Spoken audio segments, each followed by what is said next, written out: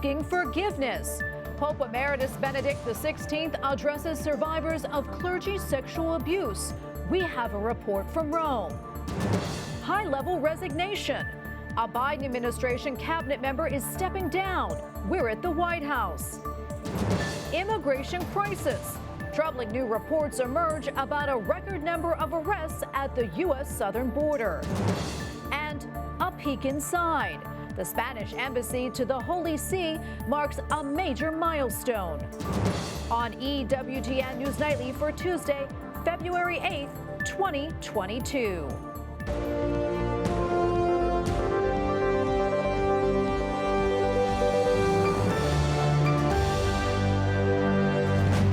Thank you so much for being with us tonight on this feast of St. Josephine Bakhita. I'm Tracy Sable. More on the saint later on. But first, Pope Emeritus Benedict XVI is asking for forgiveness from survivors of clergy sexual abuse. La mia profonda vergogna. The Pope Emeritus Secretary read a letter today from Benedict XVI responding to criticism of his handling of abuse cases when he was Archbishop of Munich. EWTN Vatican Bureau Chief Andreas Thonhauser has more from Rome. Benedict XVI issued today a letter in which he expresses his heartfelt apologies to the victims of sexual abuse by priests.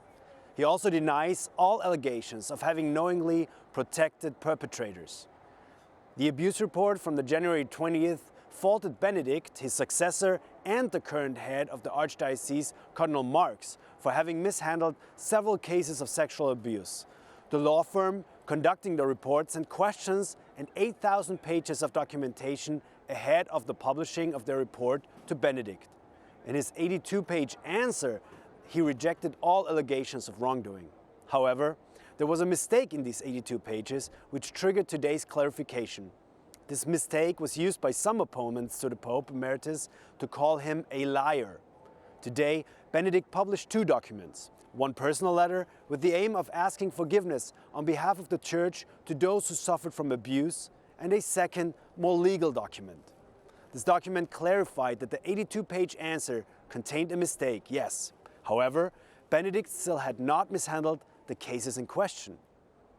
Now, this is all about a leadership meeting in the Archdiocese of Munich-Freising, which took place on the 15th of January in 1980, and whether or not Benedict participated in this meeting. He said no at first, but then it turned out that he was in this meeting. Supposedly, the case of an abusive priest had been discussed, suggesting that Benedict approved the continuation of the service of a sexual abuser. However, documentation of this meeting now proves that this case was not discussed in detail. And our thanks to Andreas Thonhauser for that report. Meantime, bishops across Europe expressed deep concern over a proposal by French President Emmanuel Macron that would add abortion to the EU Charter of Fundamental Rights. The Commission of the Bishops' Conference of the European Union notes that there is no right to abortion enshrined in European or international law. Meanwhile, back here in Washington, President Joe Biden's top science advisor is on his way out. Eric Lander is resigning after an investigation found that he mistreated his staff. He was the director of the Office of Science and Technology Policy, a cabinet rank position. White House correspondent Owen Jensen reports. Owen? Tracy, tonight the White House says that President Biden did not request Eric Lander's resignation. This despite a review that found he bullied staffers and treated them disrespectfully. Now, from the very start of the Biden administration, the president warned he'd fire any staffer on the spot who disrespected others. Everybody is entitled to be treated with decency and dignity. A warning on President Joe Biden's first day on the job. And now his top science advisor, Eric Lander, is out. Writing in his resignation letter, "I am devastated that it caused hurt to past and present colleagues by the way in which I have spoken to them." The mathematician and molecular biologist had his position elevated to cabinet rank by President Biden. Just yesterday, it looked like he would keep his job, but not anymore. In the press briefing room today, it was made clear to him through the course of the day yesterday, I suppose, that he could no longer lead OSTP effectively. And he conveyed that in his letter. The president accepted his resignation. Meanwhile, President Joe Biden's focus today, American manufacturing jobs. The White House shining a spotlight on companies that are building electric vehicle chargers. Tritium's new facility is going to produce up to 30,000 of these chargers every year. They'll use American parts, American iron, American steel, and they'll be installed up and down the highways and corridors in our communities all across the country. Also today, the White House held an event to remind people they need to file their taxes to get money back. That could potentially be thousands of dollars. The Biden administration says the money from the American Rescue Plan helped pull families out of poverty. If you are eligible for the child tax credit and the earned income tax credit, we want you to get those credits. And Vice President Kamala Harris called on churches to share the message. We need faith-based organizations to spread the word at houses of worship. The U.S. Conference of Catholic Bishops supports making the expanded child tax credit permanent. They say economically vulnerable children need the financial help and that the future of the nation is linked to the well-being of families. At the White House, Owen Jensen, EWTN News Nightly. And joining me now is Christopher Bedford, senior editor at The Federalist and co-founder of Right Forge. Chris, welcome back. Always so great to see you. We have a lot to talk about today, but first, I want to get your take on this latest White House resignation and the reason Dr. Lander stepped down from his cabinet position. I'm looking forward to getting some of the details on this, exactly what this bullying was about. The last 2 years have seen an absolute massive rise in bullying across science. And I don't just mean teasing or making somebody feel bad, but the amount of people, the amount of opinions, the amount of teachers, the amount of mothers and parents who've been beaten down or churches closed, all in the name of the science. That's the kind of bullying we've been experiencing from a lot of these federal scientists the last couple of years. So I want to know if there's actual political pressure here, where we're talking about vaccines, we're talking about boosters, we're talking about different ways to manage the COVID crisis we've been going through in these past couple of years. So before I can really draw too much out of this, I want to know if it was just a mean and hostile work environment, which sometimes does happen, or if this was political bullying or somebody, the scientist in question, Dr. Ladner, maybe not going along with what the White House wanted. Chris, I want to stay with the Biden administration now. There are reports that a grant program overseen by Health and Human Services will provide funds to make drug use safer. And according to the Washington Free Beacon, those funds will be used for kits that contain pipes for smoking, quote, any illicit substance. Now this, as we experienced over 100,000 drug overdose deaths last year, a record high. Your thoughts on all of that? Well, there's no way that anybody could walk outside in any kind of a city in the United States right now, look around them and say, what this country needs is more tolerance for drug addiction, that these people who are drug addicts you see in the street are being properly served. I was reading that, and it seemed like it was absolute parody, a racist joke almost, the idea that crack pipes should be distributed, especially to what they called, quote, underserved communities. By that, they meant black communities. Crack pipes should be distributed to black communities because they are underserved in that department. These measures have been tried before. In nearby Maryland, right outside of Washington, D.C., these were tried. The people who pushed back against them were not just police leaders, but also black community leaders who said, hold on a second, we're not underserved by a lack of crack pipes. We're underserved by a lack of police protection. We're underserved by, we're underserved by massive violent crime, especially caused by people who are addicted to drugs. This is just the absolute opposite of reality, and it's a danger to our order and to those people who are addicted to drugs. Yeah, people need help, and I don't think that's it. On a different note, some Democratic governors are loosening COVID restrictions. Most recently, Delaware and New Jersey announced that they were removing mask mandates in school. Meantime, in Virginia, there's been a lot of backlash for lifting the mask mandate, with some schools still keeping those restrictions in place. Help us unpack all of this. Absolutely. There's been a pullback for mask mandates and even vaccine requirements in a lot of these states because the polling's coming back. It's not making any sense. Here in Washington, D.C., for example, there are about 60 cases of COVID, yet we still have mask mandates and vaccine policies that are impacting our businesses, impacting our schools, hurting children. You've seen a complete turnaround from some of the even liberal scientists who've been out there in the face of the COVID restrictions saying, well, the science has changed, the science has changed. The science has not changed. The polling's changed. People are upset. Children are suffering. And in Virginia, though, you have an interesting dynamic where a state that may have traditionally, a long time ago, been a red state is now a place where a lot of the federal bureaucracy and a lot of the lobbyists who make a lot of money in D.C. live in Northern Virginia. Those places, those highly politicized, highly legalistic places, are the spots that are pushing back against Governor Youngkin's orders. But the tide of the American public opinion is not with them. 2 years on, it's insane for a 5-year-old to be wearing a mask. A friend of mine trying to put her 1.5-year-old in preschool in Northern Virginia last week was told by multiple schools their 1.5-year-old baby would have to wear a mask. There's no science behind any of this. It's just at this point become a political system, basically a religious talisman that people wear to let people know what side they're on. Chris, something else I want to talk about happening north of the border here, the Canadian Freedom Convoy, that group of Canadian truckers who oppose vaccine mandates. Talk to us about what happened with their GoFundMe campaign and why they're now using Give, Send, Go. And I understand that Right Forge has also been involved. Tell us about that.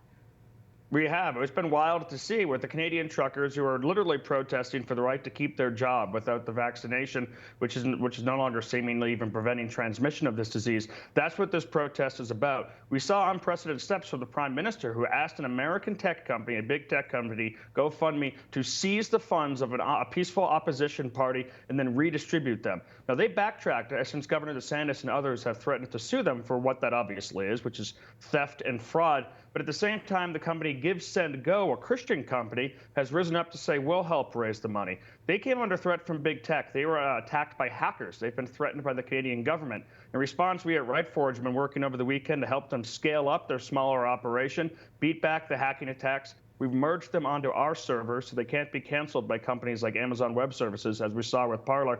And in the last just 48 hours, they've raised well over $5 million to try and fund this peaceful protest that we're seeing in Canada from truckers, working class and middle class people who don't think COVID policies should mean that they lose their jobs. Well, Chris, we have to leave it right there. Thank you so much, as always, for your analysis. Always appreciate it. Thank you.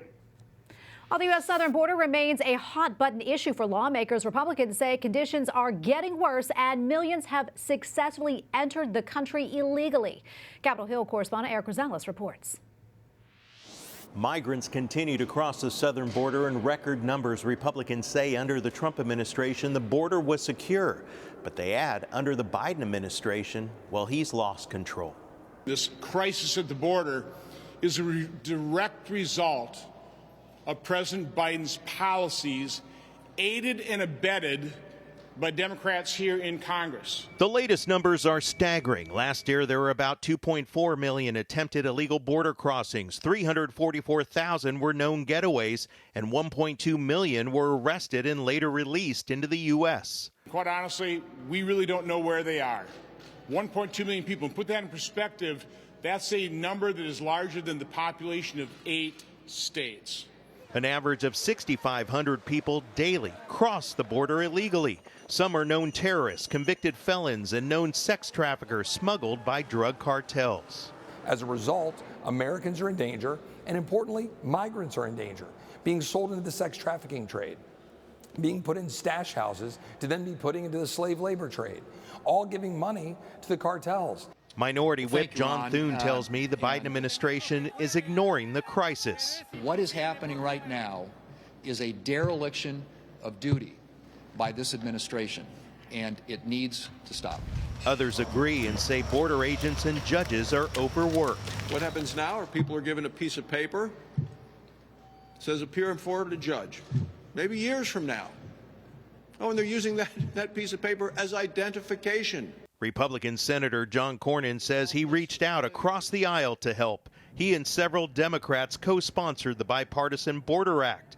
And the White House response? The Biden administration has shown zero interest in that or any other solution. The United States Conference of Catholic Bishops is urging lawmakers in the 2022 budget to set aside money for migrants, unaccompanied children, and those who've been victims of human trafficking. At the Capitol, Eric Rosales, EWTN News Nightly.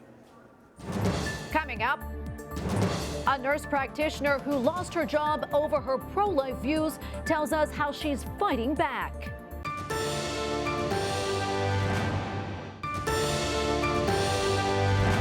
On nurse practitioner in Texas is suing CVS Pharmacy after being fired. Robyn Strader worked at CVS since 2015. For 6 years, she was granted a religious exemption that allowed her to avoid prescribing contraceptives. In 2021, however, CVS did not allow the exemption and terminated her employment. Robyn joins me now with Christine Pratt, counsel for First Liberty Institute. Welcome to you both, ladies. Robyn, I want to start with you. I understand that before you even began working for CVS, that you had requested a religious exemption and it was granted. So what changed? That is correct. What changed is I think it was just a change in the corporate culture going with wokeism. When I first started working for CVS, they were very tolerant of people's religious views and what they called views of conscience. If there was something that interfered with the work, they would at least have a conversation with you and try to accommodate you. What reason, Robyn, did CVS give you for not honoring the previous religious exemption? They just told me that they were changing, that they were getting rid of all of their religious exemptions for services in the clinic. Well, That's right. And they also said that they never, ever received a request for religious accommodation from Robyn, which is just ridiculous and patently false. And Christine, I want to talk to you now. I know you filed the lawsuit today saying that Robyn's termination was discriminatory. Let's talk a little bit more about that and the religious freedom implications. Let me just correct the record. We filed a charge of discrimination with the EEOC. A lawsuit would come later. Gotcha. So let's talk a little bit more about this, why you think this is so important. This is so important at a time when healthcare is in a state of chaos and hospitals and clinics are having trouble having enough workers to provide the care that people need. It's just absurd that CVS would turn around, renege on an accommodation they had provided for, like you said, 6.5 years, and say, we don't like your beliefs. We don't want to accommodate your beliefs anymore. You're not welcome here because of what you believe. It's bad for business. It's bad for all of the patients that need health care. And frankly, it's un-American. This is not how our country is supposed to work. Yeah, and I know that you've called this termination corporate canceling based on religion. Can you talk to us a little bit more about that? Absolutely. So in August of last year, CVS announced that, as of August of last year, pregnancy prevention services are absolutely essential. And any healthcare providers are required to do whatever it takes to provide pregnancy prevention services. And so that's what marked the change in policy for CVS. And it looks like, they're kind of staking their stance on issues of life. And unfortunately, Robyn was caught in the crosshairs on this. And before we run out of time, Robyn, I want to ask you, personally, how has this impacted your life? And what would you like to see come from all of this? A major thing that I would like to see come from this is that religious liberty is protected and respected in the workplace, and that the existing laws are upheld. The impact, anytime you get fired from a job, especially from one that seems to be unjustified, there's pain and suffering with that. Absolutely. And Christine, any final thoughts? I would just ask CVS to do the right thing, and I would love to see the culture around healthcare change with regards to religious people. There should be space for religious people in the healthcare field. They're compassionate. Many of them do this because of their faith, because they feel called to care and provide, the highest levels of service. And it's terrible that those are the people that are being expelled from this profession. Well, ladies, thank you both so much for coming on today, and we will continue to follow your story. Thank you again. Thank you. Thank you.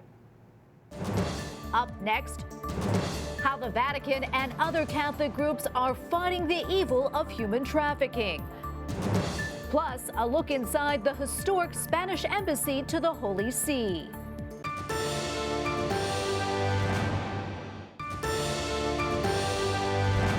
Pope Francis Francis has appointed a new archbishop for the Archdiocese of Louisville in Kentucky. Archbishop-elect Shelton Faub will succeed Archbishop Joseph Kurtz, who turned 75 last year. 58-year-old Faub was a priest in Baton Rouge, Louisiana, before being made an auxiliary bishop of New Orleans, then bishop of Uma Thibodeau in southeastern Louisiana.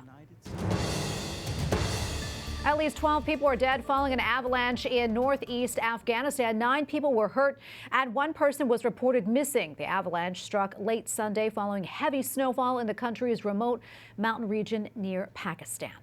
Pope Francis calls human trafficking, quote, an open wound to the world.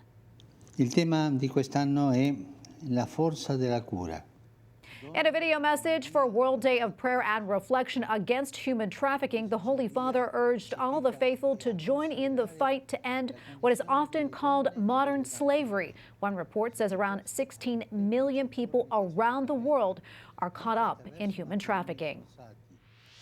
Joining us now from Rome is Sister Gabriella Bottani, International Coordinator at Talitha Kum, a group of religious sisters fighting human trafficking. Sister Gabriella, thank you so much for your time today. We really appreciate it. Can you tell us more about this day and how your organization prepared for this event? This is an important day. This is the Feast of Saint Bakita. And since 2015, we celebrate the International Day of Prayer and Awareness Against Human Trafficking. This day was an initiative of Pope Francis that also, together with religious sisters, and he entrusted to the International Union of Superior General and the Union of Superior Generals, so the male and female of religious families, in promoting this day. And Talitha Kum, as the network of Catholic sisters committed against human trafficking, was asked to coordinate since the first edition this important day. What may I say? Slowly by slowly, it became a very important day to join forces, to gather together. And last year, with the pandemic, we started this online event, making visible the commitment of many organizations at the grassroots against human trafficking. And it's really an amazing opportunity to learn together, to learn one from each other's. And speaking of the pandemic, it's affected our lives in so many different ways. Can you tell us what type of effect has the pandemic had on the issue of human trafficking? The pandemic exacerbated and increased the vulnerabilities exploited by traffickers, bringing people more and more in situation of social vulnerabilities. So we observed an increase also of people, trafficked person. Also, we observed that people that were on their way of social integration, working, they lost their job and they went back in the condition of to be easily recruited by traffickers, but in many areas of exploitation, particularly women, for sexual exploitation. It's so sad, so heartbreaking. Oh, yeah. And as we mentioned before, today is the feast day of St. Josephine Bakita. I want to talk a little bit more about her and her connection to the evils of human trafficking.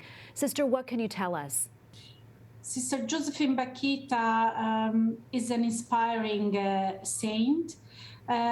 She was a slave. She was sold as a slave when she was a child. And when she was rescued, she came to Italy. She had this opportunity. And in this context, she met Jesus Christ and the healing, the power of the care of the love of Jesus in her life. And she was able to transform her life and became a Canossian sister. Sister Josephine Bakita became a friend, an inspiring person for all people that are journeying on the way from slavery into freedom. Absolutely. And Sister, thank you so much for speaking with us and for all that you do. Sister Gabriella Bottani, International Coordinator at Talitha Kum. God bless you. Thank you. And finally tonight, the Spanish Embassy to the Holy See, the oldest permanent diplomatic mission in the world, is celebrating its 400th anniversary. Officials from Spain began renting the residence in 1622. It became the permanent home several years later. Inside are countless historical treasures and works of art. Spain opened diplomatic ties with the Vatican in the year 1480, and in its archives, it has correspondence dating from the early 1500s. The collection has survived 3 fires, plus the loss of some materials in the 1700s. Amazing. And we thank you for watching tonight. For the entire EWTN News Nightly team, I'm Tracy Sable. Good night and God bless.